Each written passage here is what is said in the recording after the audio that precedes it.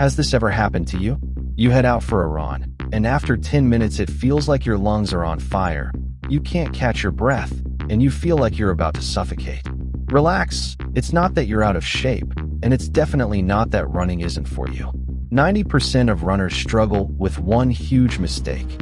They have no idea how to use their diaphragm. You spend the whole run breathing with your chest, you get that annoying side stitch, and you end up walking, frustrated.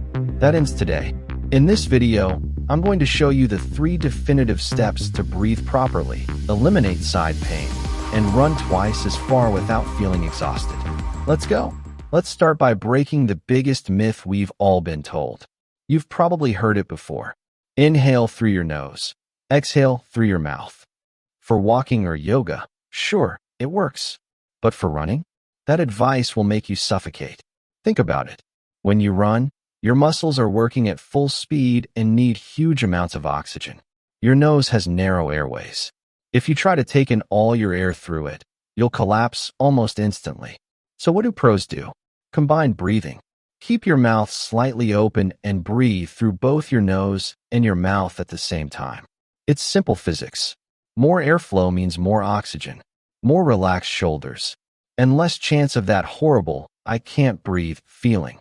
Now that we know how air should come in, let's talk about where it should go. Here's the second big mistake. Most people run breathing with their chest. Shoulders tense, neck tight, shallow breaths. That's inefficient, and it forces you to breathe faster and lose control. What you need to master is diaphragmatic breathing. The diaphragm sits just below your ribs. When you breathe correctly, your belly expands as you inhale and contracts as you exhale, like inflating a balloon inside your stomach. This allows your lungs to fully expand downward and use their full capacity. And here's the bonus. This is the ultimate cure for side stitches. That sharp pain is just a cramp in the diaphragm caused by impact and poor breathing. When you breathe into your belly, you stabilize that area, oxygenate the muscle, and the pain disappears. If you feel a stitch coming, focus on pushing your belly out while breathing, and it will fade quickly. Now you're breathing properly and sending air where it belongs.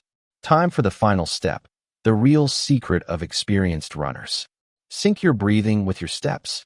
If you let your breathing go random, you'll start hyperventilating the moment the effort increases. You need rhythm. For most runs, the key is the 2-2 pattern. 2 steps while inhaling, 2 steps while exhaling.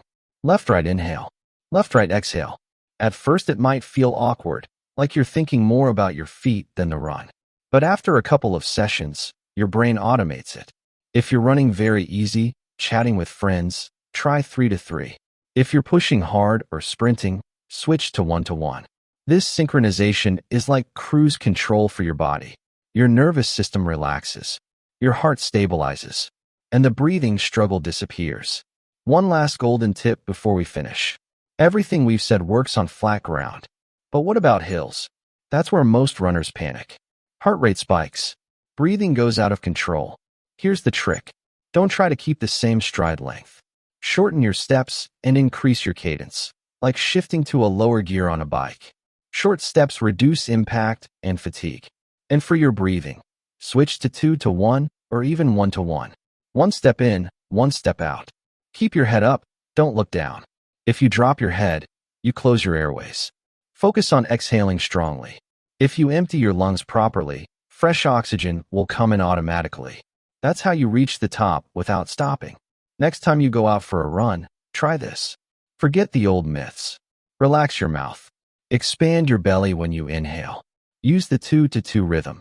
I guarantee you'll feel the difference.